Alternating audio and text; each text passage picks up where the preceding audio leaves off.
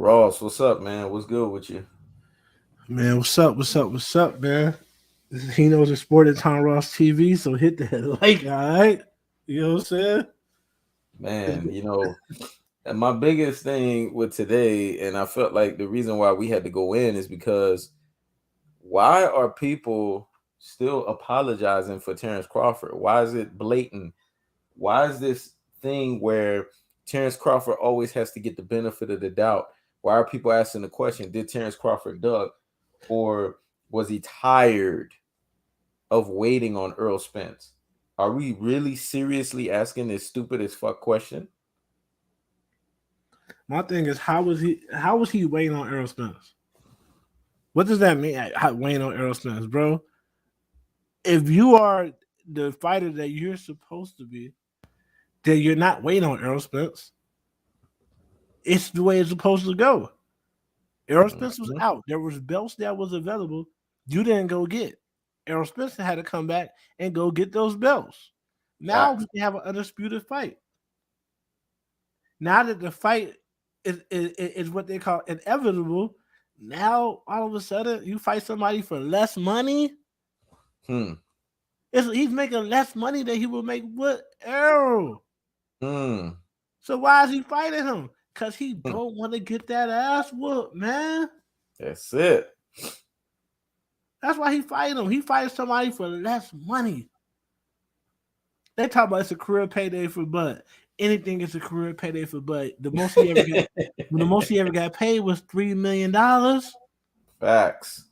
That's the most he ever got paid. So of course he about to get a career payday. But my thing is, who is funding this fight, giving Bud a career payday against nobody? Who's doing that and why they doing it? You know who's funding this fight? It's on ESPN. It's fucking Top Rank, man. So did he have a problem? Did he really have a problem Hold on, with hold on, hold on, hold on. Bob Arum? All because it's on ESPN don't necessarily mean it's top rank. But ESPN got their hand in it. All right, I hear you. But at the end of the day, because Top Rank they done fights on Showtime, they done fights with everybody. So Yeah. my thing is this, because me personally, I think Bob Arum threw with Bud. I got to see it right in Bob Arum back with Bud. I think he threw with Bud. Because I think if Bob Arum had Mhm. anything to do with it, he'll be making a real fight with Errol Spence. Because he know this fight gonna be millions of dollars on top of millions. This motherfucker did he. This is what's wrong with boxing right here. We Mhm. say we want undisputed fighters, but at the same time, we want the undisputed fighters that we want. And let's be honest, blue blood of them don't want Errol Spence to be undisputed. They want Bud to be Facts. undisputed, so they don't mind him ducking Errol Spence. Mm. I That's think why the people need to hear that shit again, dog. they want Bud to be undisputed, not Errol Spence. So they don't mind him ducking. Because believe it or not, blue blood for these niggas at the LDBC, I don't care what nobody say, they getting their pockets laced. They're getting their pockets laced by top ranking them, Eddie Hearn them to talk negative about the PBC. Because it don't Facts. make no other sense why a black man is so adamant about talking them down on the PBC. Everything that Exactly. come out their mouth is anti-Floyd, anti-Errol Smith, anti-Tank Davis. And you know what I'm saying? Only one on PBC that they don't fuck with, that they fuck with, is Wilder. That's only because Wilder don't like Floyd. Exactly. Whoosh. That boy dropping gems and jewels, dog. These niggas be capping, man. They be capping all that black pride shit. They ass be capping, man. They are for hire. They are for sale to the highest bidder, man. Facts. Facts. And I'm glad that you said that because you got blind followers. You're always gonna have blind followers say that's cap. Of course, you're gonna say it's cap because if your blind followership is to support these people, you got to report back. People are gonna see you. This is what people don't realize with the YouTube circle, especially the boxing YouTube circle. It's so small that people go from one channel to the next. They're opera fucking singers. They yeah one place and they yeah another place. So they don't want to be guilty by association.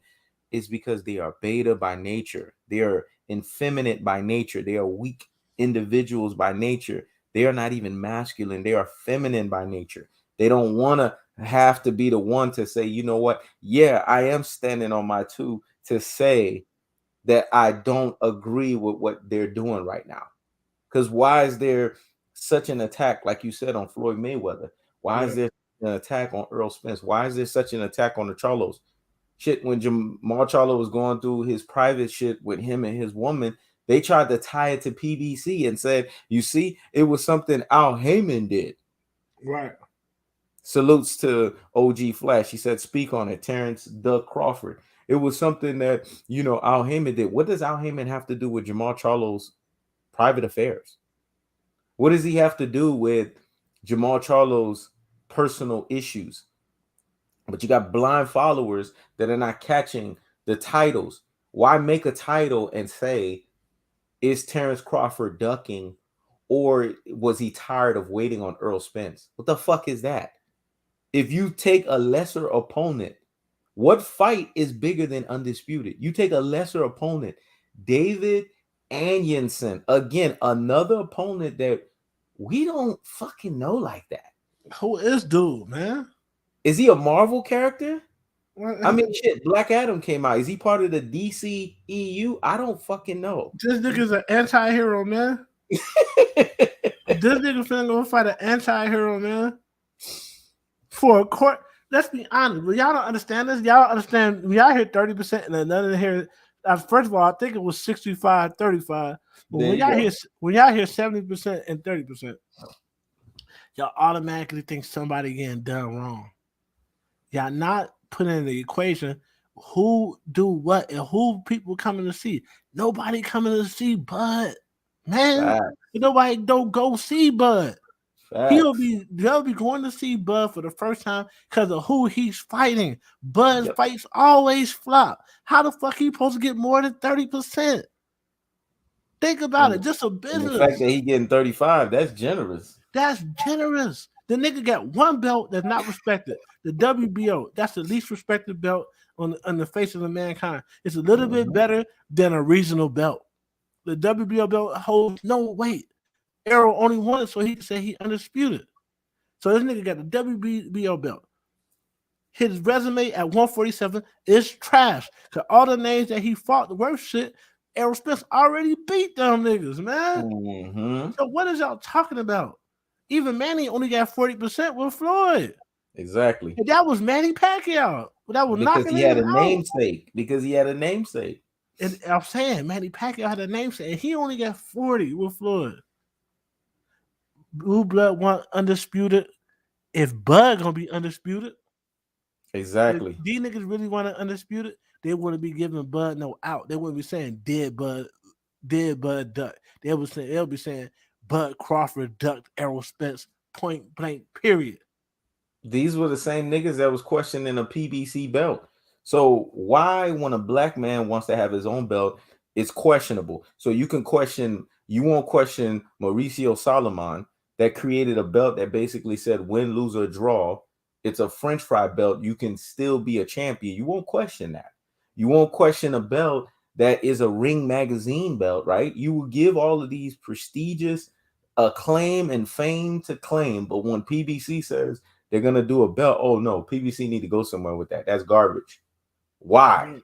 What's the agenda behind that? And the only thing that I could rationalize in my brain is because it's a black man that's behind it. That's the only thing that I can think of.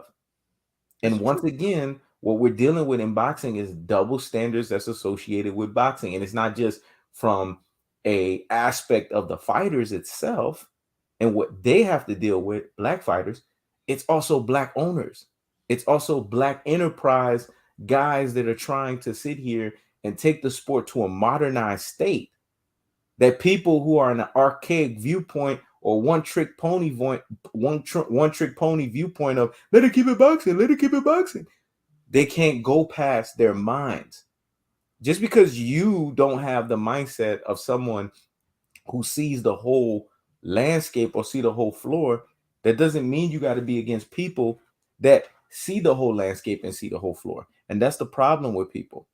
They're always against people that see the whole landscape and the whole floor because of the fact that they can't see it themselves. And that's what PBC's been. So when you sit there and try to basically put the Al Haymans on the same levels with the Eddie Hearns and the Bob Arams and all of these guys are doing shit the old-fashioned way, man. That's why the Zone flopped, because they tried to use an old-fashioned way of doing things. This is why ESPN and all of these things flopped. But when you have PBC working with every network, trying to work with everyone, making fights happen, could you imagine last weekend? The women's fight outside of PBC would have been the best thing in boxing. But PBC still trumped them. You know why? Because PBC had 3 fucking knockouts. Let's be honest. Gary Russell Jr.'s brother got knocked out. Me and Ross covered that fight. If we're being honest with ourselves, Buddy got robbed, the Hispanic dude. And then you had 2 other knockouts. You had fucking Caleb Plant knock out Anthony DeReal. And then you had Deontay Wilder knock out Robert Helenius. Once again, PBC stole the fucking show. Did they not steal the show last weekend? Yep. Or am I just capping? Nah, man. Ain't nobody even been thinking about top ranked fights, man. Niggas don't watch that shit. That shit don't even be going viral. Top ranked cards don't even go viral. Niggas don't even be talking about that shit.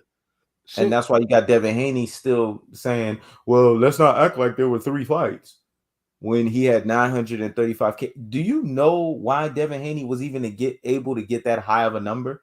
Is because they strategically marketed on a night when PBC was also having their events. That's the only reason why. If we're being honest with ourselves, if PBC did not have fights going on that night, Devin Haney and them still don't even get as high as 935K views. They actually get half of that.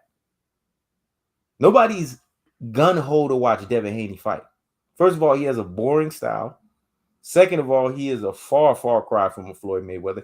I don't even know why they come with that comparison that he is on Floyd Mayweather's level. To be honest with you, that's another dig at Floyd Mayweather. And I went back and did actually watch the fight, and I did a shorts on it.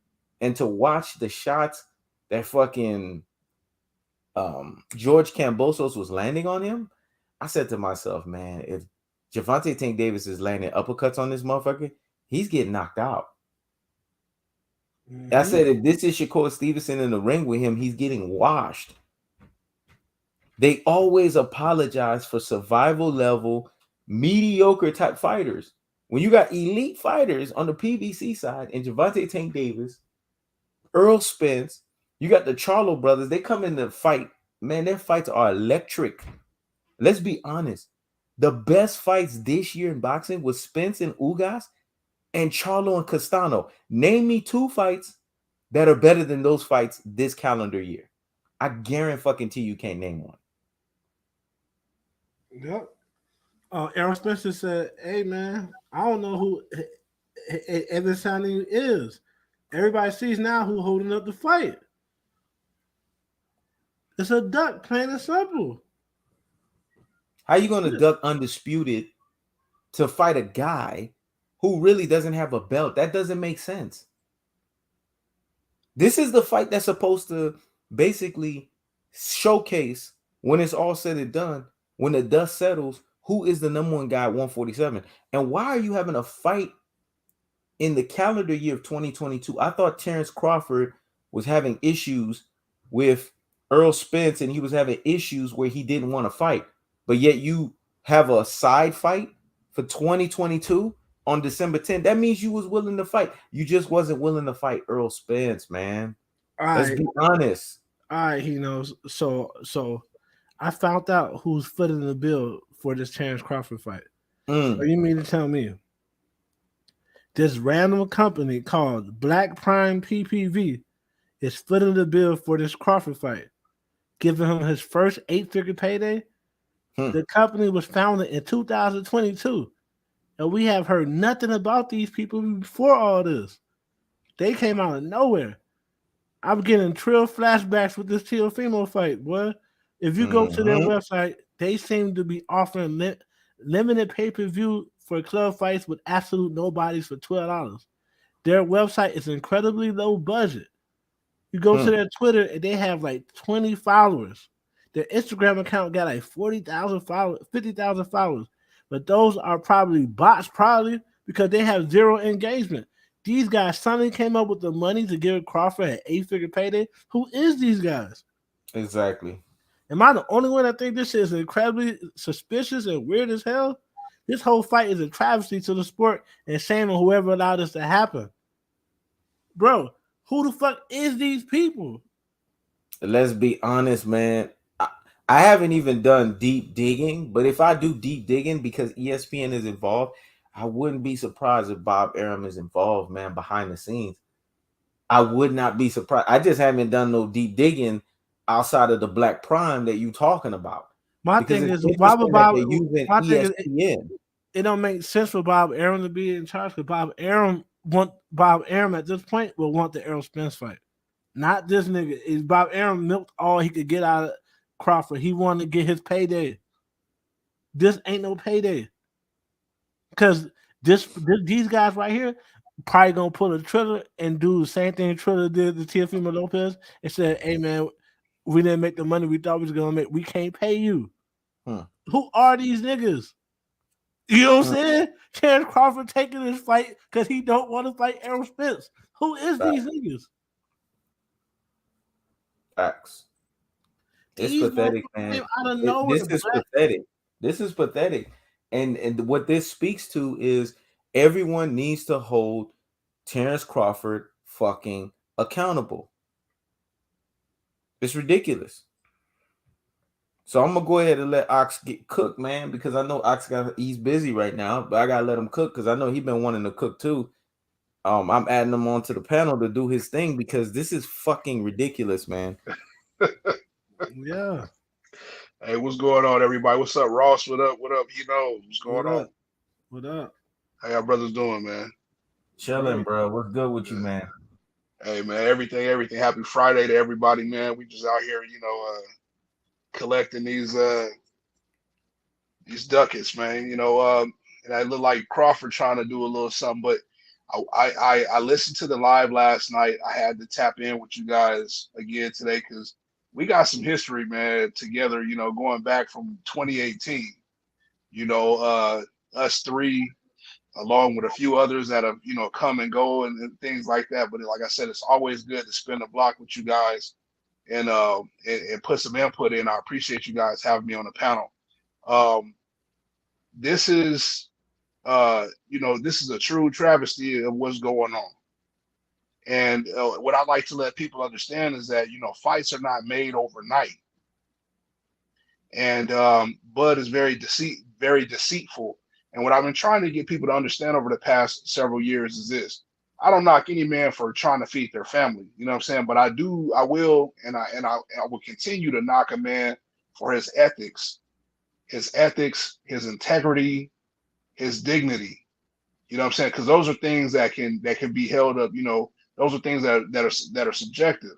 Right. This guy, fights are not made overnight, man. So that means that you were in negotiations with another fighter. This means that you have been negotiations with a network, a promotional company, a funder, right. The whole a financier. And I've told people, I've been saying so many different things all leading up to this point, and we all have, but I began to tell people, I said, watch how Bud begins to act in a very bizarre fashion. I had to go ahead and give people the Webster Dictionary definition of bizarre. I said, Bud will begin to act almost like a prophet. It's a prophecy we've been spitting over this cat. All three of us, man, are apostles, you know what I'm saying, in this boxing talk. You understand what I'm saying? Right. We the three apostles, you know what I'm saying? That's what we really doing up here. And we've been telling people, I said, this guy's character is about to take a very bizarre shift. He is about to start talking, acting, and moving in ways in which we've never seen.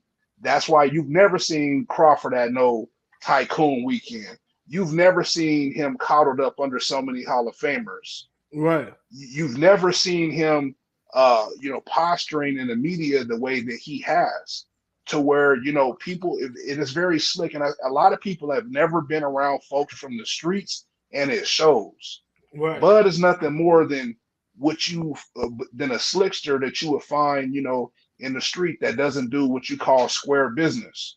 He's Right. one of those people who play two ends against the middle.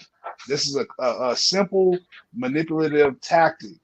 You guys have already alluded to the fact that he was using Errol Spence's name and likeness to get attention for himself and Bomac, just to put themselves in the conversation, and this could be fueled by, jealousy and envy, anywhere from the way a man may look all the way to the money that he make, the woman that he have, the clothes that he wear, all types of things. He's been acting in a very jealous manner. He's been acting in a very deceitful manner. And it's all come out. It's all come out. And despite what we may personally feel about Bob Arum, I've said this in past history. Bob Arum is responsible for fights like Tommy Hearns versus Sugar Ray Leonard. Tommy Hearns versus the Hispanic fighter back in the day, Hands of Stone. I can't think of his name right now. Roberto Duran. Roberto Duran. George Foreman versus this guy, that guy. He's managed, Sonny Liston. He's had a role in Muhammad Ali's fights. George Foreman's fights. So this guy has an extensive tenure in putting together legendary fights, and he's not in the business of losing and wasting money. He's even put Pacquiao, at risk, to lose. So it was never that, but Pacquiao's going to make money. Pacquiao has an entire country, an entire, unified country behind him. Bud doesn't have that. You can argue about their talent or whatever the case is, but he's going to make money off Pacquiao. He's going to make money off these other fighters. And if he doesn't feel like he's going to make money off a particular event, he's not going to match you in a situation where not only are you going to lose, but he's going to lose money also. He's always needed Bud to have some type of bargaining tool. That's why they've always went after these like lesser acclaimed belts. That's why he has a belt off Jeff Horn. We haven't heard anything from Jeff Horn since then. Jeff Horn hasn't redeemed himself. Danny Garcia has redeemed himself better than Jeff Horn has. Sean Porter has redeemed himself better than Jeff Horn has. Jeff Horn somewhere, I'll let Heknows say, hey, tax A. We don't know where Jeff Horn is at, dog. He knows, man, he got away, he got away with his words, and Heknows has told you guys, man, he has sang the whole DuckTales introduction to you guys, man. And so if this ain't DuckTales, I don't know what is. But fights are not made overnight. Contractual negotiations with financiers is not put together overnight. Locking in a location is not done overnight. And so that you don't mess up these contractual agreements, you don't talk about it. So he did all this stuff in the dark, and he never had any intention of ever fighting Errol Spence. He never had any, and that's why his tune changed from I want the fight to we'll see what's going to happen later on down the line. Oh, well, we're going to see what happens later on down the line, but whether I fight him or not, see, he's putting together that trap door for you. The trap door is whether I fight him or not, I'm still going to be in the Hall of Fame anyway. Says who? Right. My thing is there's many levels of Hall of Fame. You might be in there, but you ain't going to be nobody talk about. You always going to be known as that nigga who ducked Errol Spence. It's the reason why Floyd. It's just the reason why Floyd still fought Pacquiao, even though Floyd was going to the Hall of Fame regardless. He still fought Pacquiao. Why? Because they made it so he had to fight him. Yes, sir. So he's like, you know what? I done did all this shit for the sport. Y'all at stage talking about Pacquiao, but when I beat Pacquiao, you know what y'all gonna say? He Floyd Mayweather. He supposed to win. So listen, I gotta go ahead. So he gotta fight. If he pound for pound, he supposed to be taking this fight. This how you know this nigga was never pound for pound. Never. Hey, I got a funny analogy for you guys, man. I got a funny analogy. Yeah, y'all gonna love this one. Okay, so imagine you rolling, right? You know what I'm saying? It's Friday. It is Friday. So imagine you rolling, right? And you see this brother out here panhandling. He see you shining, right? He see you with your nice little high yellow girlfriend. He see you gleaming and shining with your chain on. You know what I'm saying? You got some foreign clothes on, some custom clothes on. He see you shining and gleaming like, hey man, can I get something, man? Let me hold something. Right. And so you go ahead and oblige him, right? And you reach down into your pocket and you tell him, hey man, I got $5 for you. Now this brother is out here, he ain't got nothing. He ain't dressed like you, he ain't got a woman like you, he ain't got no means like you. You say, hey, man, I got $5 for you, man. Come here. Meet me halfway in the road. The bum goes on to say, man, let me at least get, $750. At that point, man, most people drive off on you. Right.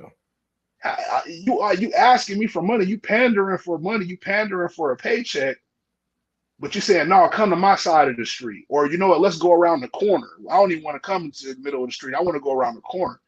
This is the equivalent of a bum asking you for some money. You reach down in your pocket to give him some money, and then he tells you what he wants out of your pocket. Right. And you tell him, no, I'm only going to give you this $5. As a matter of fact, since you bullshit, I'm only going to give you $3. He says, all right, man, all right, well, if you're only going to give me $3, at least let me see how big your bankroll is. Right. You're going to be like, what the fuck? And so since you say, you know what, no, man, I ain't even saying no, but is you going to take the money or not? He's Right. saying, well, let me see what's in your pocket. Bro, you asking me for $1. How you going to ask me for what's in my pocket? Do you want the money or not? Right. The fuck is you talking about? What are you talking about? And I'm glad you said that, Ox, because when motherfuckers say stupid shit like stereotypes, fam, you ain't making sense. What you basically talking about is and it's just to amplify your point so you can just have even more ammo when you about to say it, is let's be honest. If Bob Arum told Terrence Crawford 35%, Terrence Crawford would never say net or fucking gain. He's only saying it to the black man. Let's keep it a buck. That's it. Because Right, this nigga, hold on. Before I go in, let's let Ox finish his last point before I go in. So let me finish. So, you know what I'm saying? This is the equivalent of you see a bum out there that's in need of help. Motherfucker is in need of some relief. And you all about helping your fellow man. So you oblige this man. You stop what you're doing. You could go on and you on your way to a bag. You're on your way to some more money. So it don't matter regardless. Right. But you oblige this brother and he tells you, no, I want more. Okay, well, if you're not going to give me more, at least let me see what's in your pocket. Let me see your bank statement. Right. Weirdo shit. You asking me for $1, and you are also asking not for just this $1. You asking to see what's on my bank statement. You asking to see what's in my pocket. Right. And you think I'm about to sit here and wait around for you to, but you telling everybody that, well, he don't want to fight. They're not obligated to show you the books. When in history have you heard of a fight being held up because somebody wants to see the books? And the reason why I find this this is my last point, and then I'm gonna give it over to you guys. When in history, in modern boxing history, have you ever heard of anyone speaking negatively on the business ethics of Al Heyman? Al Heyman has one of the cleanest rap sheets when it comes to business in sports and entertainment history. Impeccable. Al Heyman has made more black men millionaires than any other black man or financier. Al Heyman has made more Hispanic Americans, Latino Americans millionaires than anyone else. He has never been known for scamming or robbing people out of money. He willfully has signed multiple contracts with a promoter that couldn't get him the fights that he was requesting. Al Heyman has never had that kind of backlash. You may have Adrian Broner that may speak out and being a crybaby, but he's spoiled. You have some spoiled fighters that may be complaining, but overall, people have been pretty satisfied with the funding that they get and the wealth that they're able to generate dealing with Al Heyman, black and non-black fighters. So we can't just say it's a black thing, okay? There's been plenty fighters who have come from Top Rank and other promotional companies or didn't have any promotional backing whatsoever, and Al Heyman has stepped up and polished and turned them into somebody. He's, a matter of fact, the only person that's been giving. They said that he was overpaying for mismatches. And I say that he wasn't overpaying for mismatches. A mismatch is subjective. That's somebody in their feelings. He's been paying fighters what they rightfully deserve and what they finally and rightfully have been deserving all these years for putting their life on the line. Right. Whether another person agree with the amount or not, that's not none of their business. But They're at least he's doing something that other people are not doing. So in closing, for Crawford to implicate Al Heyman as being a backdoor businessman, and this man has over 40 years, over 50 years, and that don't sit well with me. And I don't see how people like Floyd or anyone close to Al Heyman can back Crawford's stance and what's going on. I believe that it would be in their best interest to pull away from Bud, because any friend of my enemy is my enemy. And you haven't heard no other black fighter talk down on Al Heyman ever in history until Crawford, all because he's not able to get his way. Since when does the B side dictate anything? You're the B side, bro. You don't get to say how much you get paid. You don't, unless you're gonna put up the money to book the arena, or unless you're gonna put up the down payment to book the networks and the vendors and all that shit that goes into an actual promotion. You don't need to see the books, right? Or unless you want that, or unless you want all of the expenses to come out of your check by margin. So that's why a lot of fighters don't do that, because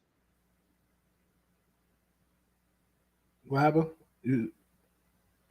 What he's doing, it sounds brand new to people, because it is. People typically don't ask for shit like this, and that's all I got. First of all, those are great points.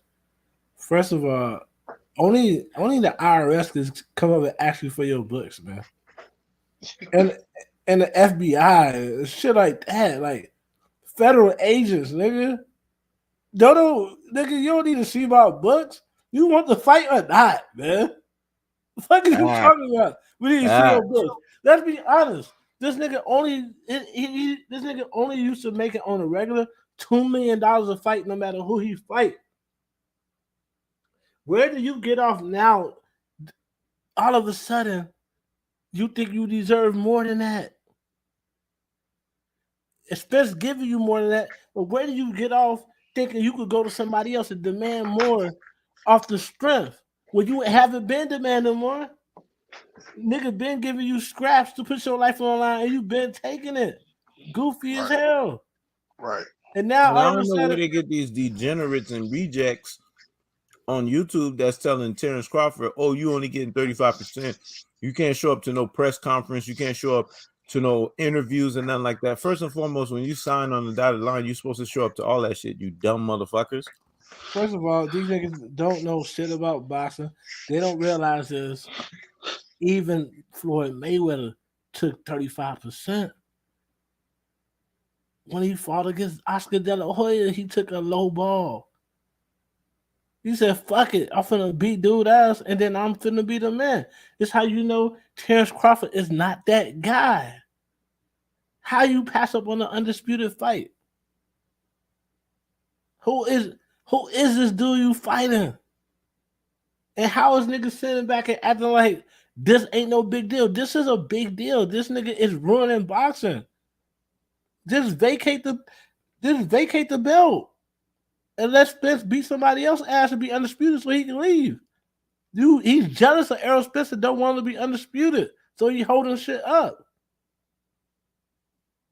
It's the whole thing. Think about it. This ain't got shit to do with him needing a tune-up, because if he wanted a tune-up, he could have took a tune-up. Errol Spence just fought. He could have took a tune-up then. That way, they could fight now. He wait all the way till the time he supposed to fight Errol Spence to fight a tune-up. Y'all ass don't see this nigga. This is a plain duck. This is plain. And this how you know. And this how you know it's biased as fuck. And the boxing community, the popular boxing community, the powers that be in sports media do shit by personal bias and not by the truth. They used to say Floyd Mayweather was ducking people, and they haven't got together and said this is a duck, but they were saying Floyd was ducking people, and he fought down at everybody. That's how you know this should be personal, man. This is a straight duck, and I called this shit years ago. I said, man, Bud don't want to fight Errol Spence, so there ain't no way he was the top rank. If you want to fight Errol Spence, why you go over there? Ain't nobody over there gonna help you get ready for Errol Spence, man. That's a whole stable of easy work. That's a whole stable of easy work. Think about it. These niggas pass around the WBO belt. That's all they do. That's all the one people at 147 do is pass around that one funky ass belt. And they have sagas. They have first, second, five third, fight sagas fourth, and shit. fifth fight. It's basically a top ranked belt when you think about it, because that's who keeps it. People that work with top rank. I wouldn't be surprised if Bob Arum had exclusive rights to that fucking belt. That's why I call that belt what Bob orders, because it all depends on the current trend of who he wants in that moment to have the belt, because he can control it to a certain degree. But this goes back to when Spence was tipsy and he had the drunk moment, and he was on the podium, but he was clicking on all cylinders when they was asking him all the fucking questions. And he said, who has Terrence Crawford fought that's better than Chris Algieri? Terrence Crawford is smoke and mirrors. Bob Arum is smoke and mirrors. He promotes smoke and mirrors. This is true, because look what's happening. Spence is also a prophet, because he said those things so many years ago. And what's happening? Terrence Crawford is smoke and mirrors.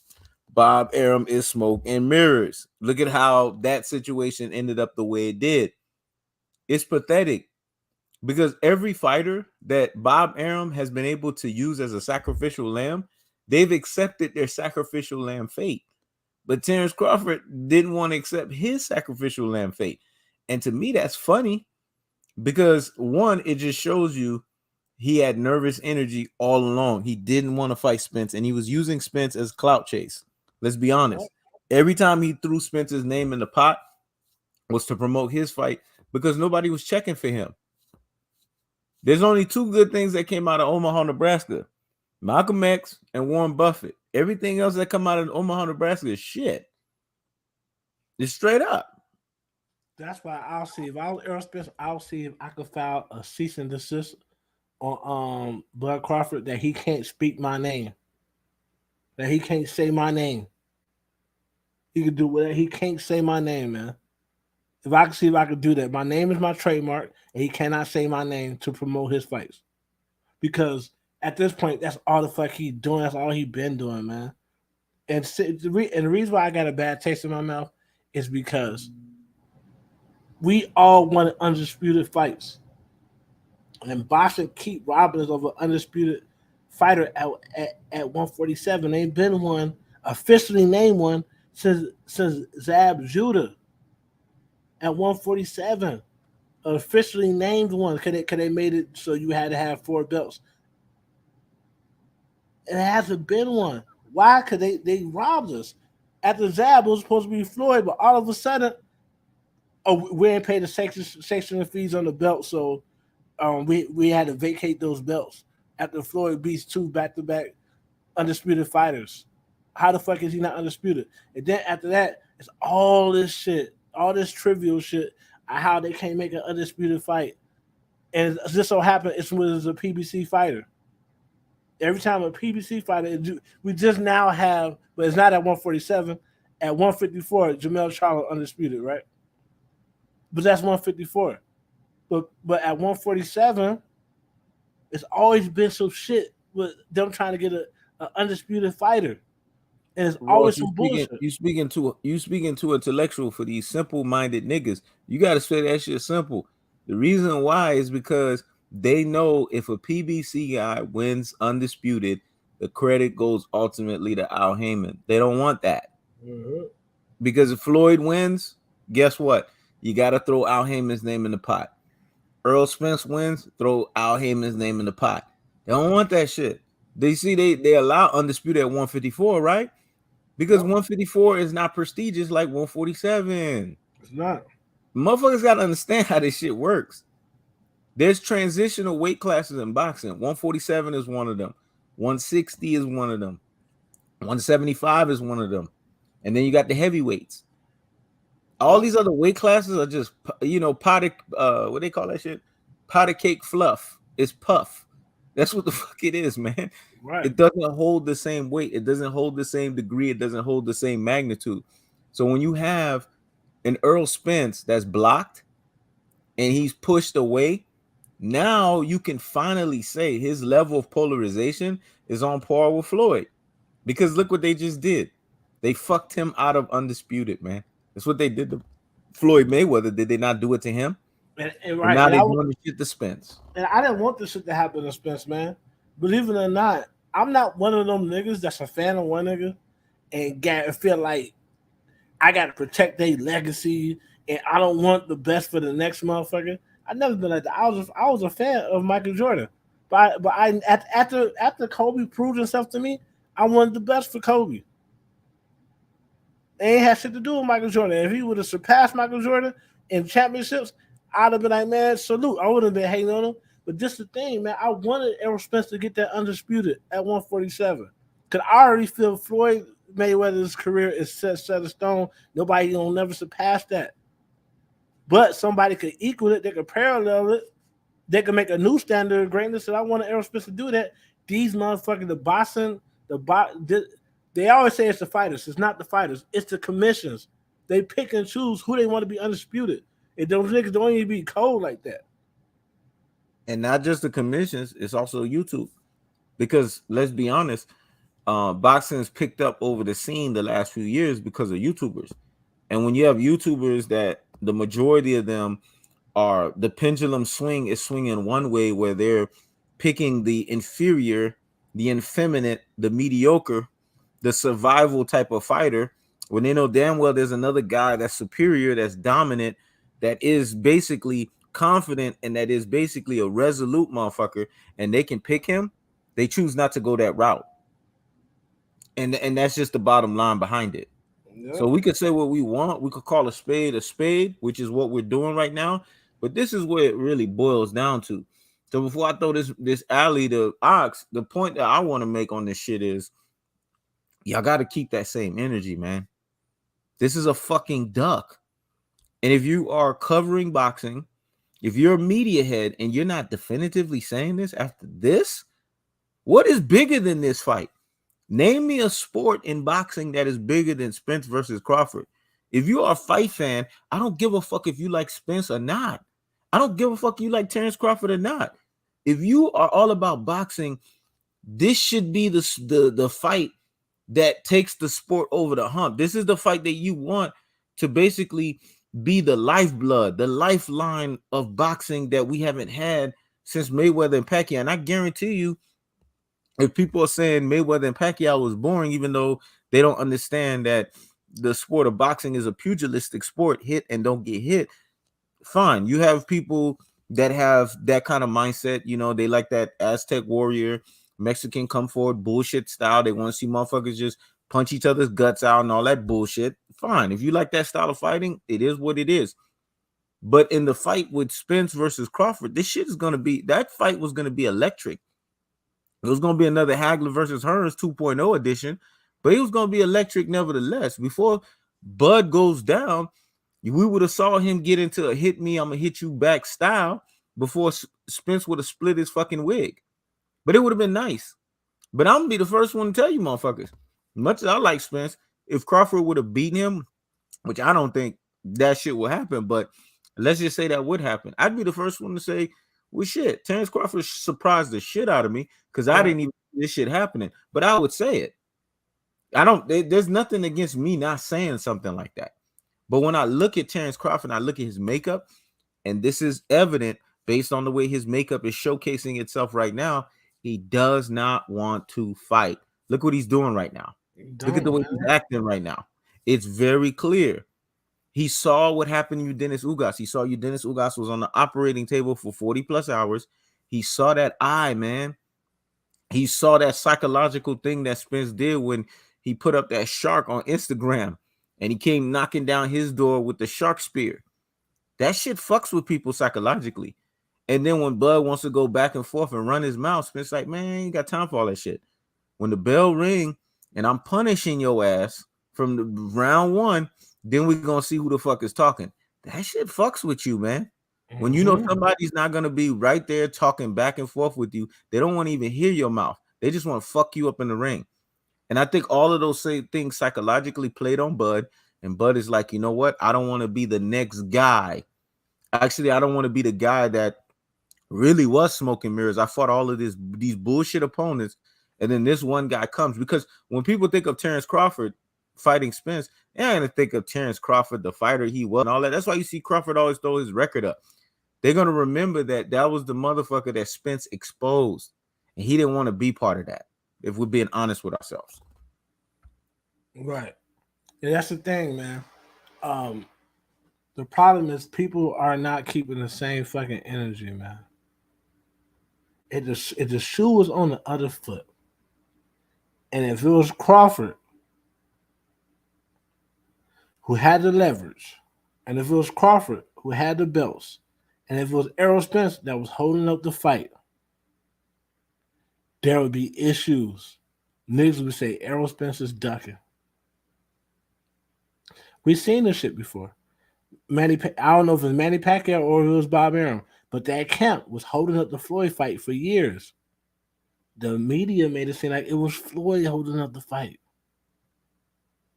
So we've seen this shit before. Errol Spence going through the same thing because they got a problem with Bob Arum and the PBC.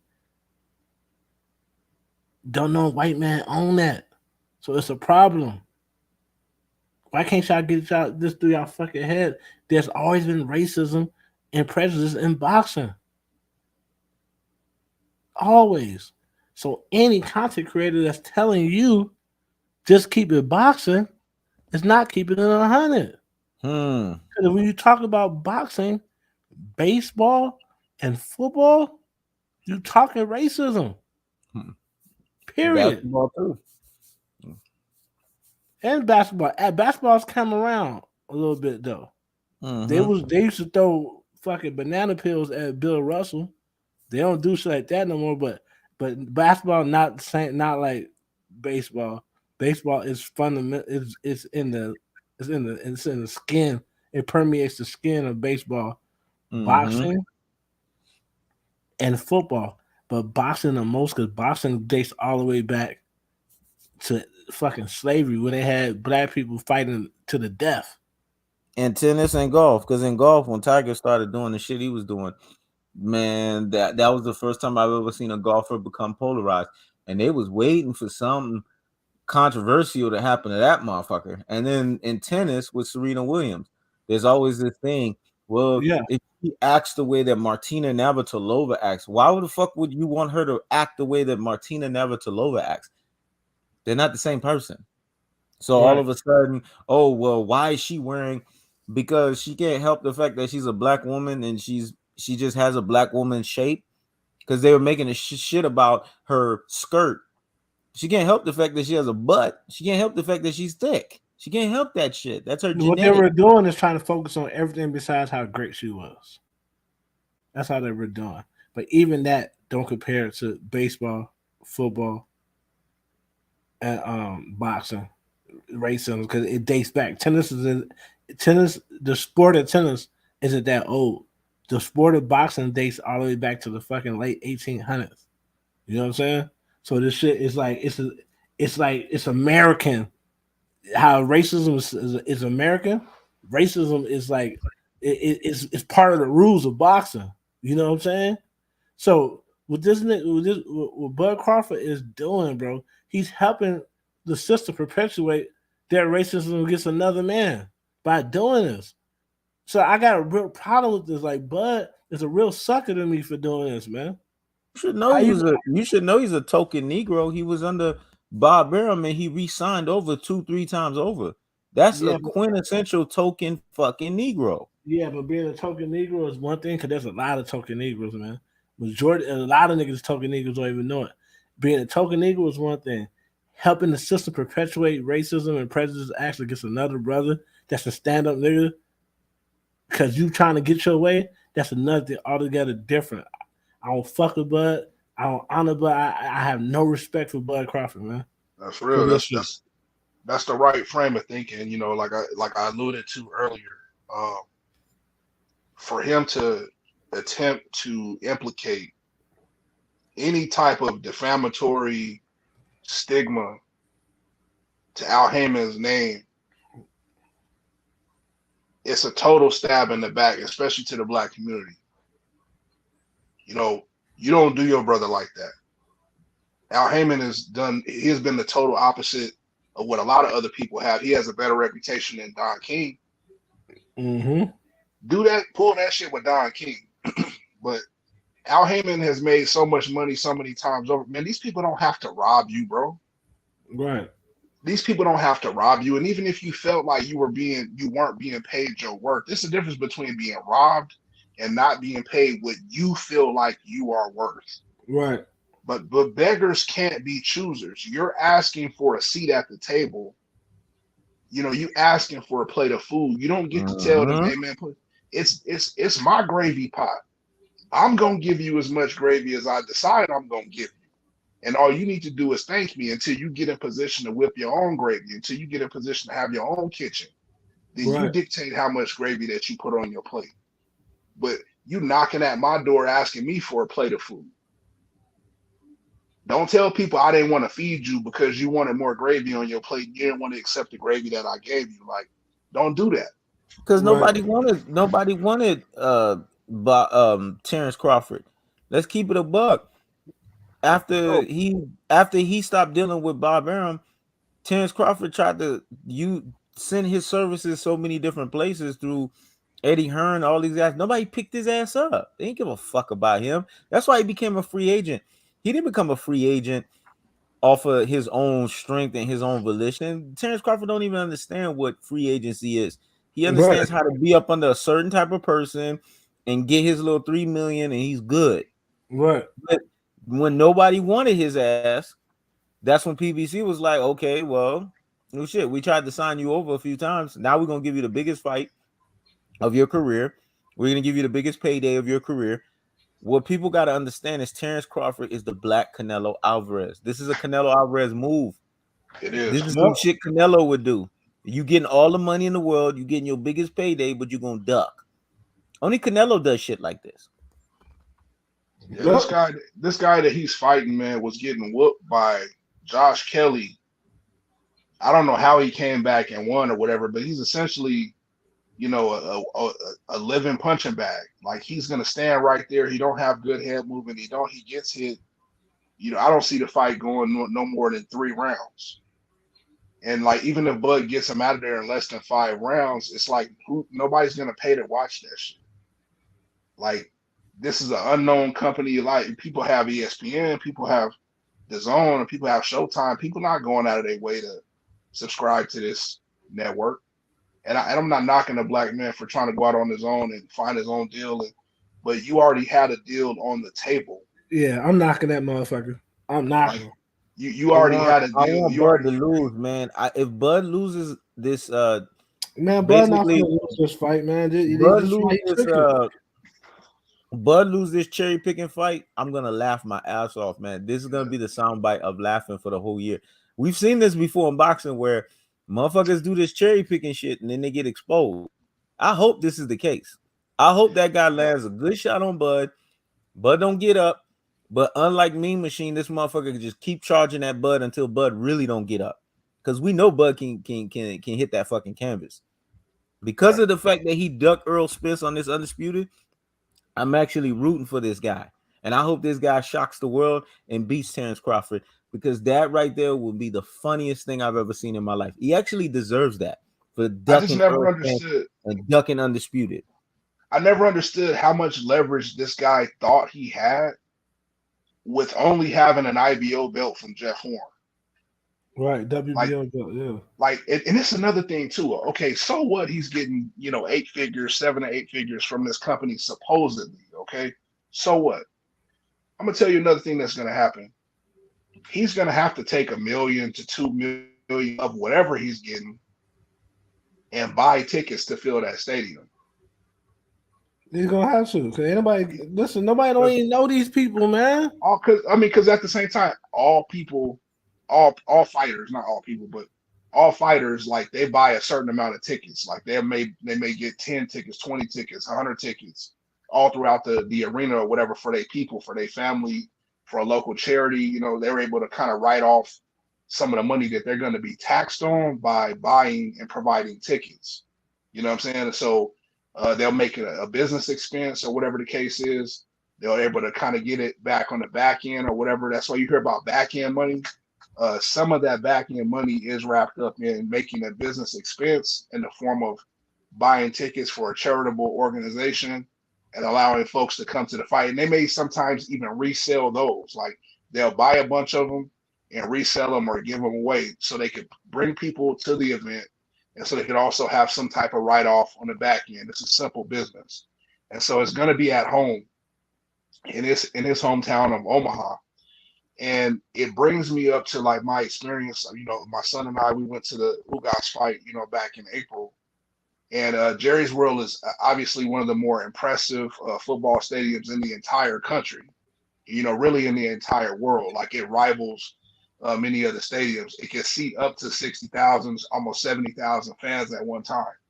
And he didn't even have the entire arena like accessible. You know what I'm saying? Like he didn't even have it all accessible. Like he had some parts of it blocked off. So, and there was still more room on the floor for more seats. So they could actually probably get like 80 to 90 in there if they wanted to. The vibe that Spence created inside Jerry's World, I've been to 3 Floyd fights and I didn't feel that type of feeling. You know, maybe I felt a little bit different with Spence because like we're a little bit closer in age than me and Floyd are. You know what I'm saying? But this dude's promotion was off the hook. You know what I'm saying? It really felt like a family gathering, like that warm, fuzzy feeling that you get when you at, you know, at Thanksgiving, you know, with the fam and your cousins is pulling up and all the family pulling up and you ain't seen Junebug in a while or whatever. That's the kind of vibe that the Errol Spence fight had. Crawford ain't never had nothing like that on that scale. And so I could see why he would be intimidated. But I feel like the competitor in me is like, if I was Crawford and I was in that stadium and I saw that, I'm trying to conquer this man and take all of his belts to become undisputed. I got one belt. He got the other ones. Look at all these people that come out to support him, but half of my people going to fill up the other half of the stadium that's not roped off. Because I think they kind of did that to show people like, okay, we ain't even got this whole thing opened up for everybody, but just imagine all you can think about is the Crawford fight. Like, even though he's fighting Ugas, it wasn't a whole lot of Cubans at the fight. It was some, but it's like, okay, Nebraska is closer to Texas than Cuba is, so you know they're going to come out. Like, the country is, you know, a lot of the country is divided, you know what I'm saying, on this. Man, for 2 young black men to pack out Cowboy Stadium, fuck Vegas. Oh, well, you can't online bet and tech, like, everything. You could online bet before you even pull up to the event.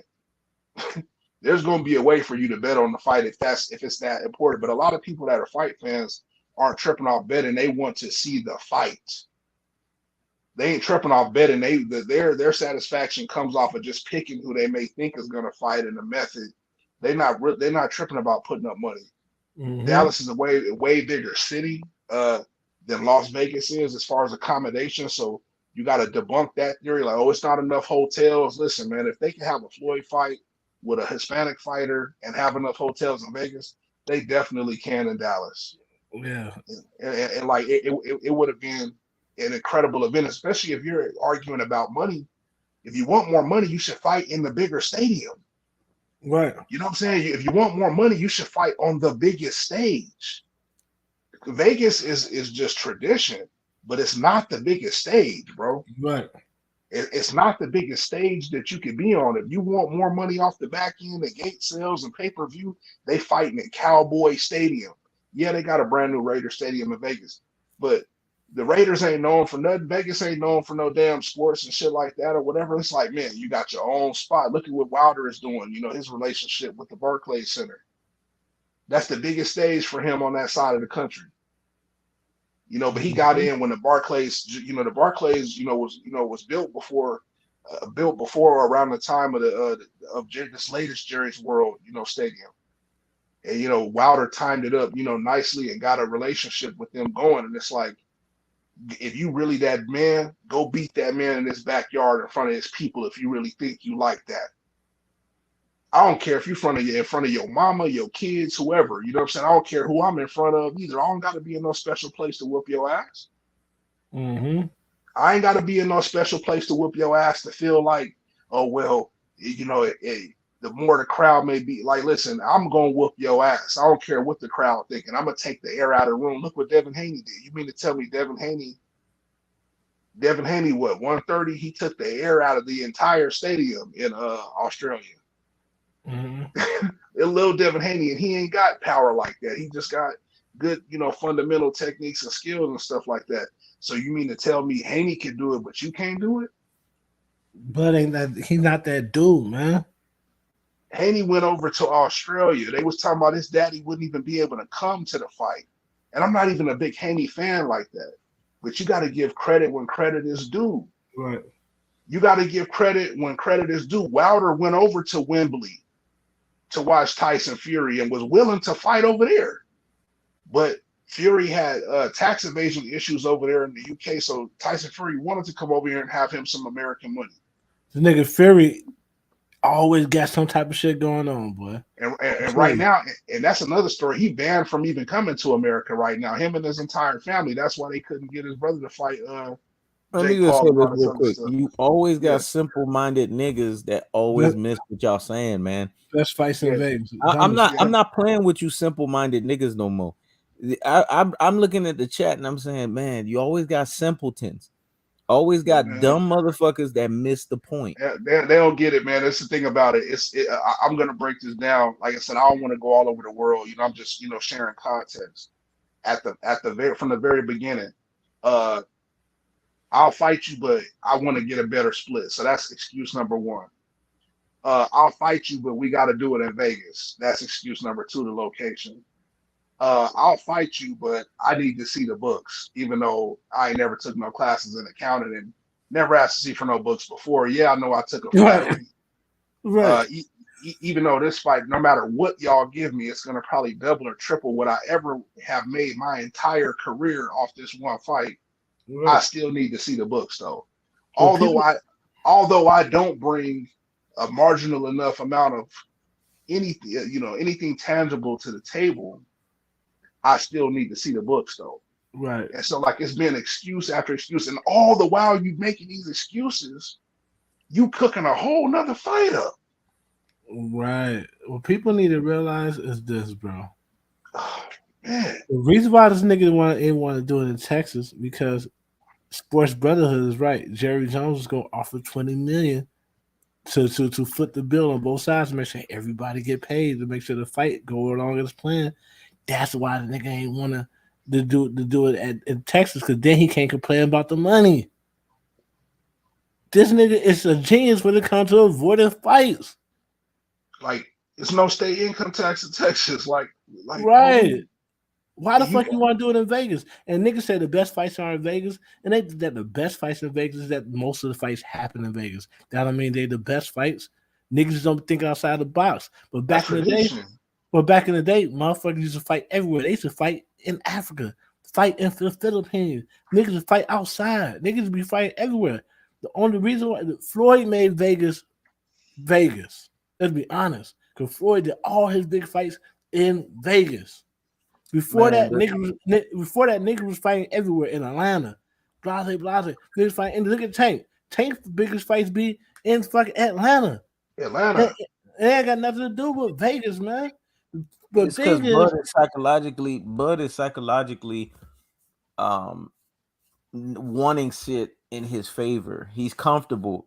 You gotta understand, for years, Bob Arum has situated him in Omaha. All his fights, Omaha. So he has a system. Some people are like versatile wild dogs where you can put them in any environment and they'll thrive. But most people are like your regular domesticated dogs. They have a system on how they do shit. You know they're going to pee at 5 p.m. You know they're going to shit at 6 p.m. You know that if they know you going to work, they just going to not drink at that water, but then they're going to run to that water bowl and drink by the time you come back from work, and then they're going to go and tell you, hey, it's time for them to walk. They have their system. Terrence Crawford is a domesticated dog. He has to have a system. And his system is he has to be the A side. He's been trained that way in Top Rank to be that way. So when he's actually dealing with somebody that isn't A side over him, it's psychologically it's fucking him up. He doesn't know how to deal with that. And that's really what it boils down to. And that's why you see a lot of the excuses are coming to play. Terrence Crawford cannot be put in a situation where he is not comfortable. And Earl Spence creates a situation where he is not comfortable at all. And that scares him, man. That scares him more than just the element of him wanting to duck. The fact that he just can't be comfortable. So that's where you see all of this shit is coming into play.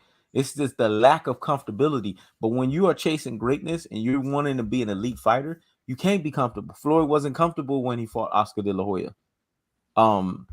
Earl Spence wasn't comfortable when he fought Kell Brook. Devin Haney wasn't comfortable when he fought Kambosos. You chase greatness, you can't be fucking comfortable. Right. But then at the end of the day, you know what? Some people will say, well, we just want to fight. Errol Spence should give him his way, just beat him in Omaha. No, man. Fuck Bud. If Bud can't do what every other boxer do and deal with being the B side, fuck Bud, man. As much as I want 140, much as I want a undisputed fight at 147, man, fuck Bud Crawford, man. When Spence vacate those belts, good luck trying to be undisputed then, because these young niggas gonna beat Bud up. Because guess what? I don't give a fuck what nobody say. Bud can't beat Bruce Ennis. Yep. Bud can't beat no fully healed fucking what's the name, man? It all depends how much damage Spencer took off his career. But if he come back 85%, Bud can't beat Ugas. Mm-hmm. So good luck. Good fucking luck trying to be undisputed and Spence vacate those belts. You gonna fuck around and get punished by one of these young niggas. Mm-hmm. Yeah, I'm on that, man. It's fucking. You know what I'm saying? Like I said, man. I stand. Goofy as hell for this. I stand with my people, but right is right and wrong is wrong. When you wrong, when you love a person, like I said, I love my people.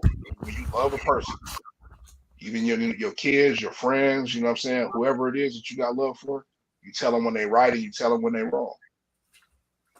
You tell them when they right and you tell them when they wrong. And there's something wrong with you when you wrong and you can't be told about it without having a whole fucking breakdown. Right.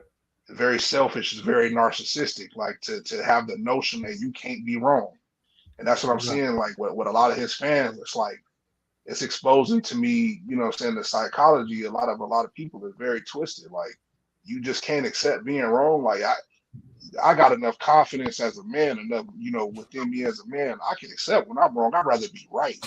I ain't got to be right all the time. Right. But I'm gonna do what it takes to be right. You know what I'm saying? Some people, they going to die on top of their hill. I ain't with that. If I got to come down off a hill, if I got to, come off something, eat crow, you know what I'm saying, apologize, whatever it may be, I feel like that sharpens me. Yeah, I ain't dying on a hill that's wrong. Yeah, I'm not dying on no fucking hill that's wrong. It's just like, you don't got enough people, you know what I'm saying, that's like that. And it's very selfish and it's very sad. You know what I'm saying? It's very sad that you lack the confidence to be able to apologize or be able to make right, you know what I'm saying, when you're wrong. Let me address this shit real quick. That nigga said Floyd said it wasn't gonna happen this year anyway. That's y'all way of trying to deflect the fact that Bud is overall in charge of if he fought Errol Spence. What you mean Floyd said it wasn't gonna happen anyway? If Bud could fight this no-name dude when he fighting him, he could be fighting Spence. Exactly. So what are you talking about?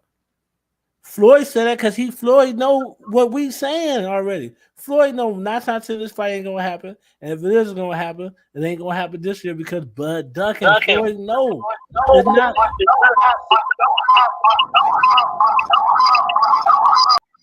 What happened? What's the? You good, Ross. I had to switch it. You good?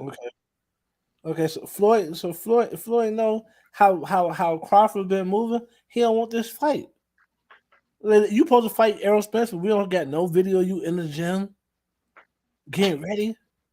You ain't trying to fight this man. Floyd already knows. So Floyd like, man, I don't think Floyd really want to say is he don't think this fight gonna happen. Period. But he don't want to.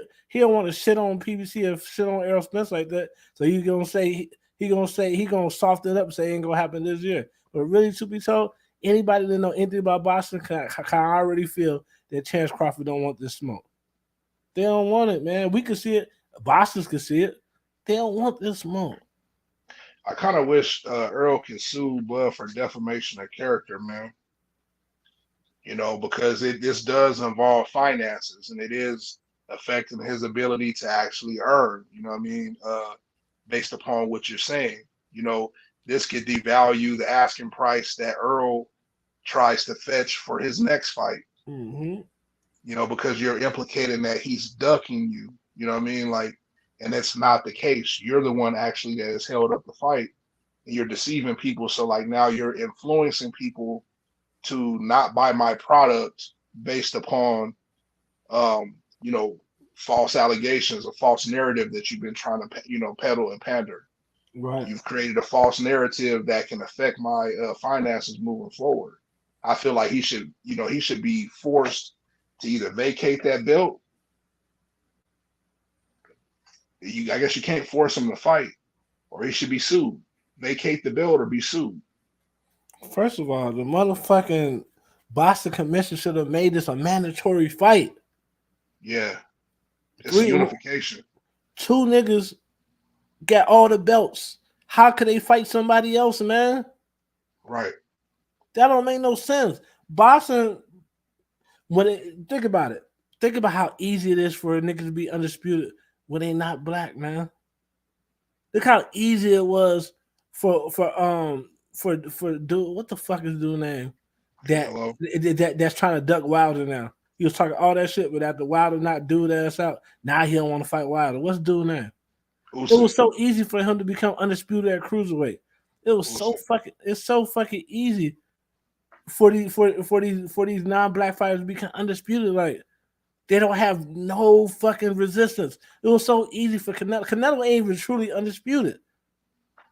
That nigga fought one guy and got two belts. Oh, how can this shit be happening, man? It's so easy for these niggas to get undisputed when it's a black fighter. They gotta go through all type of shit to be undisputed. Y'all, you know what I'm saying? Like, what the fuck is going on? And it's because of weak ass niggas like Terrence Crawford who do this. Like, I'm actually glad that Bob Arum is out of the way, so we can't even, you know, beat on him. You know what I'm saying? Like, this is all Crawford, and it's sad because it's another brother. How the fuck you gonna make a Super 6 tournament when one nigga already got 3 belts, man? And what it showed is even when Bob Arum was in the mix, it was really Terrence Crawford. Because let's be honest, like we've said before, if this was up to Bob Arum, because Bob Arum's haven't really made money on Terrence Crawford the way he was supposed to, he would have been fed him to the fucking wolves and give him the spits. I honestly believe Terrence Crawford, and that nobody can tell me anything. I wasn't there, but that's just a feeling. You know how you have a feeling about something and you just have like a sixth sense? My sixth sense and my feeling is just like it happened with Oscar De La Hoya. Notice Canelo Alvarez didn't sue Oscar De La Hoya until Oscar De La Hoya started saying, you need to fight Jamal Charlo. Yep. That's when he all of a sudden said, oh, I need to sue him. He starts suing Bob Arum when Bob Arum's like, look, man, we need to make this Spence Crawford fight happen. You need to take 40%. If anything, he should have stayed with Bob Arum because he wouldn't have got 35. He would have got 40%. He gets 5% less leaving the motherfucker. That's crazy. So he didn't want to fight. He didn't want the fucking fight. He didn't want to fight, man. That's the reason why I'm looking at this shit and I'm like, bro, I have no respect for Bud Crawford because let's be honest, he ain't the first nigga to duck somebody, but just be honest and be real about it and just do it. Or who did Riddick Bowe duck Lennox Lewis? He ain't use no contracts. He threw the damn thing in the trash and I ain't fighting that nigga. He vacated his belt. He threw it in the trash. Said, "Man, fuck, man, I ain't fighting Lennox Lewis. He ain't want no parts of Lennox." Mike Tyson said Mike Tyson said he ain't want to fight Lennox. He was trying to avoid him the whole time. He made that shit clearly known he wasn't trying to fight Lennox Lewis in his prime. He wasn't trying to fight him. and he said it out of his mouth. I ain't want no parts of that nigga. And I'll give credit. I'll give credit to Tyson Fury, because Tyson Fury openly ducked King Ortiz and said, "I'm not fighting him. He too skilled." Be honest and say, "I'm scared of that nigga." Don't do this, man. This is sad, man. This is cowardly to do it like this. Man, fuck that whole camp. That whole camp trash, man. Bomac was talking all that shit, but yet when it's come down to it, these niggas found the way out the fight, man.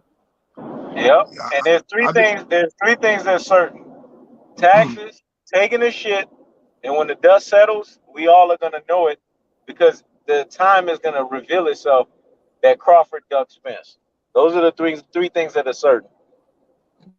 For sure. Yeah, it puts Spence in a very tough position, because he can't say too much, because it will inevitably ruin any chance of it happening in the future. But I'm pretty sure he has a whole lot to say. I'm pretty sure he can back his stance all the way. There's really no excuse for him, for Crawford. Like, this is the only thing that I would have been halfway willing to accept. Well, that's what he did, Ox. That's why he did that little. That's why you see Spence did that little soliloquy on social media. Spence don't really do soliloquies like that. That was just frustration, man. The motherfucker's mad. Yeah, like they're no longer. I've been going what 3, 4, 5 months in negotiations with you, and then all of a sudden you come up with all these excuses and say that I'll Heyman this and that. The only reason why Terrence Crawford, and that's why I say token Negro, there's certain types of black people, men, women, you fucking name it. I call them the degenerate reject versions of us. They just have to have things done from a white-owned perspective. The fact that something is done from a black-owned perspective, it fucks with their whole enslaved mindset. It messes with their whole ideology that they can't graduate their mind past being a slave. So because of that, and they don't see it a certain way that they're accustomed to seeing it, then they're not gonna roll with it. I mean, this is the same dude that was wearing the same Versace shirts for 4 straight fucking fights and was happy at the fact that Bob Arum was giving him $3 million every fight. He was telling you he was getting a great deal, even though everyone knew he was getting ramrodded in his fucking deals. Right. Only thing I would have halfway respected from Bud is if he gave somebody that was notable a title defense shot. Like if he had went ahead and fought Boots or Virgil Ortiz or Thurman, somebody that's a part of the conversation right now at the top of 147 that we could justify. And people, a lot of Spence haters, they try to bring up this little point like, oh well, if he gave, he fought Mikey, for 50-50, he fought, Brooke for 50-50. Why not Bud? This is what I'm trying to tell you about Mikey and Kell Brook. These people had entire countries behind them. Mikey Garcia had already been outselling anything that Bud had been doing. If you weren't really closely into watching, Mexican fighters, Mikey Garcia was fighting in, Staples Center and, different, big arenas in California, all, way back when he was at 140 and 135. He had already been doing big numbers. And he came to the table with more than one belt when he fought Spence. He was moving up, whatever the case may be. And he was on a kill streak, beating notable opponents. Like he beat Broner, he beat Lipin Yates. Right. He put hand, he led an impressive campaign at 147 that got the investors and all types of other people interested in thinking like, man, this man had legends saying he's Mikey. Right. He had Sugar Ray. Right, but it was because of the marketing behind the guy. But the guy took some risks, and he looked good in these moments. You know what I'm saying? The way he handled Broner, look at the way Broner was built up. And he went in there and he handled Broner. You know what I'm saying? I think it would have been a different outcome if he had fought maybe like a Porter or somebody else or whatever, if he had fought Thurman off top. So he was very careful with how he came into 147, but at least he tried to lead some type of impressive campaign. Why you think the Mikey Garcia fans are so butthurt on what Spence did to him? Because Spence eliminated that whole fan base, and that's why I say Terrence Crawford don't have a authentic fan base, because a lot of those people that root for Terrence Crawford, if we're being honest with you, with ourselves, they're regurgitated Mikey Garcia fans. Right. That's what they are. Yeah. Bro, I think some of these motherfuckers in this comment section are retarded, man.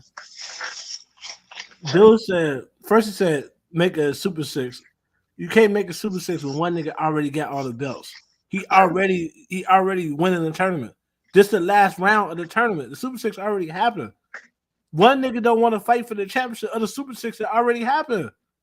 Pay attention. The Super Six was motherfucking Sean Porter, Manny Pacquiao, Dennis Ugas. It's supposed to be Terrence Crawford, but Terrence Crawford not fighting. Errol Spence. That's a Super Six.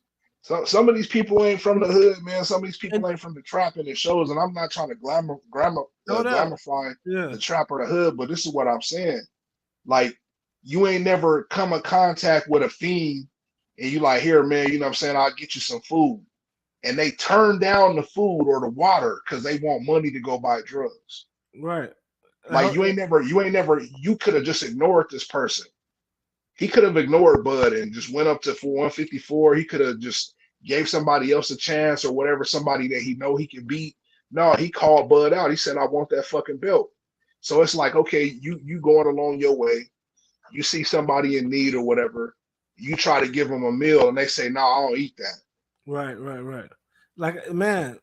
Come on, bro. Like I said, this chat is retarded. This live stream is not about Haney and it ain't about AB. Come in here and be on topic or don't come. I mean, well, this ain't my channel, but if this is my channel, I would be like, don't come if you can't stay on topic. But they don't understand the comparisons. That's why I said simpleton, and I said simple-minded niggas, man. You got a bunch of simple-minded niggas make this point real quick. in the fucking chat. Let me make this. So JB2 2018 said, or make one belt so everybody fights each other. Even when there was one belt, niggas was still ducking.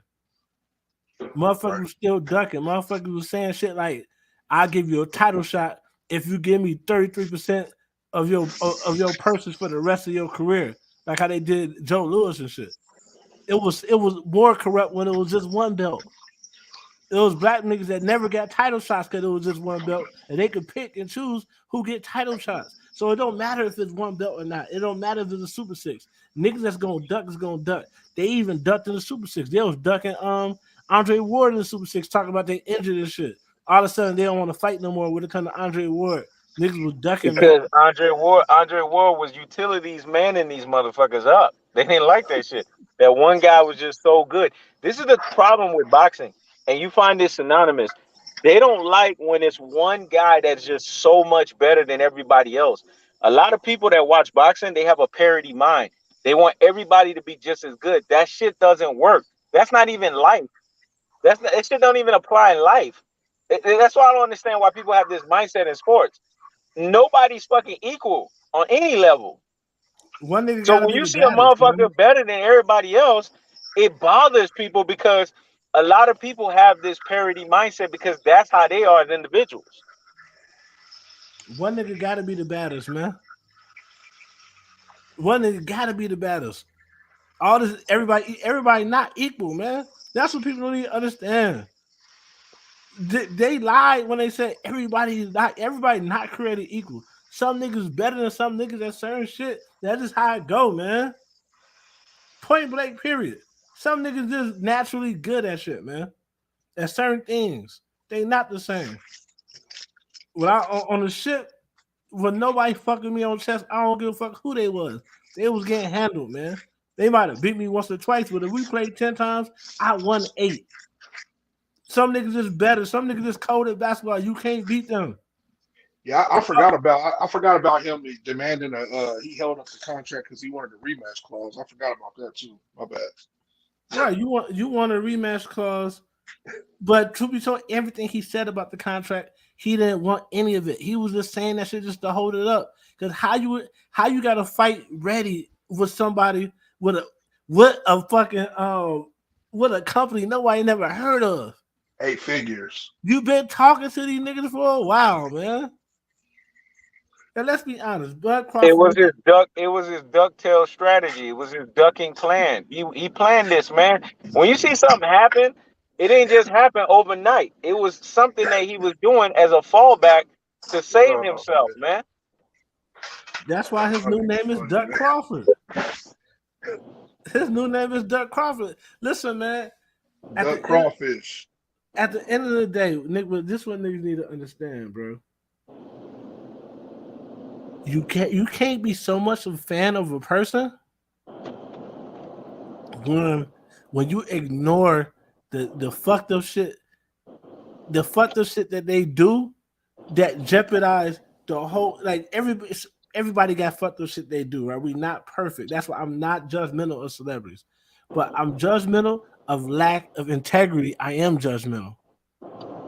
You can have a different opinion than me. You can say some shit I think is dumb. You have your right to be dumb. You don't have your right to put in question the integrity of a whole sport because you're afraid, man. Just vacate the belt and fight, dude. You know what I'm saying? Crawford had all the time in the world to fight competition where Errol Spence was down after that injury. He ain't fighting nobody. That let me know right there this nigga do not want to fight Errol Spence because he's not doing what it takes to build a fight. Exactly. If you was that man and you really thought niggas was duck you at 147, and you was really that nigga, you would have moved up to 154 like Floyd did. Ross, Ox, I'm about to go up in this chiropractic place. Y'all know me, man. I use up all my VA shit. So, what's the closing thoughts y'all got, man? Before I go up in here, Man, Hell, listen. we keep cooking. Bud is a duck. Bud is a fucking duck. That's all I can say. Yeah, I gotta definitely back that up. You know, like I said, we keep it going if y'all want, or if Ross and you jump on, I'll jump on there with you a little bit more. But you know, Crawford, man, he pulled a fast one on us, man. He's been deceiving the people. You know, man, I believe he let the culture down. He let the sport down. It's really no logical justification for this. Yeah, every man has a right to feed their family, but I thought this was about legacy. Now for you, it's about money and opportunity and protecting, you know, your image or whatever the case may be. You're not doing it for legacy no more. You know what I'm saying? Like, you know, you want to, like I said, he's been pump faking, rematch clauses, location, purse split. Then you want to see the forensic files of the accounting. You want to see forensic accounting. I never heard of no fighter asking for forensic accounting to be done. You know what I'm saying? Like, Right. you know, if you're not contributing to or funding the event, what do you need to see what was spent on what? Take your cut and go on about your way. You know what I'm saying? And then and if you become the top dog, then you dictate the terms. that's This it. is a part of being it. This is part of being it on the B side is accepting the terms.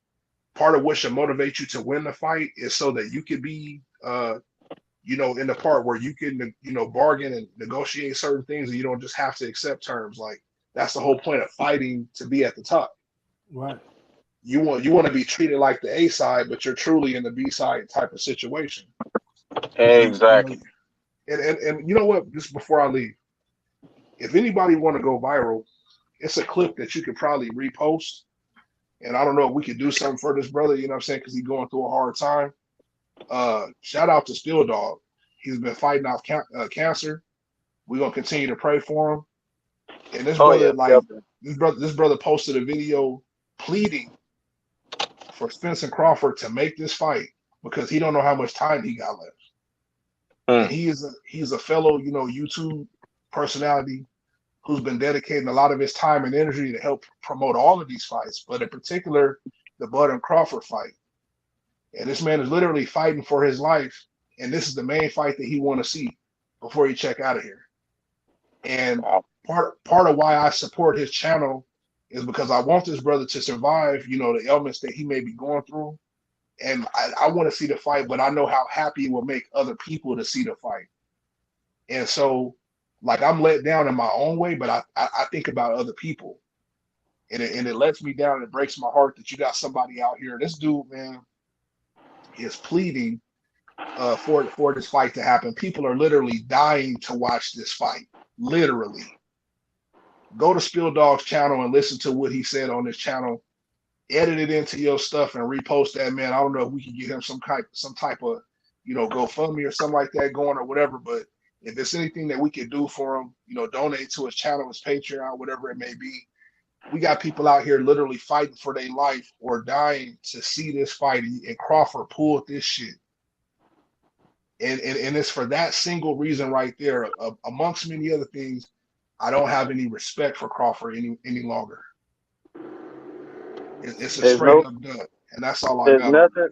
There's nothing to follow up behind that, man. So y'all need to take what Ox just said to heart.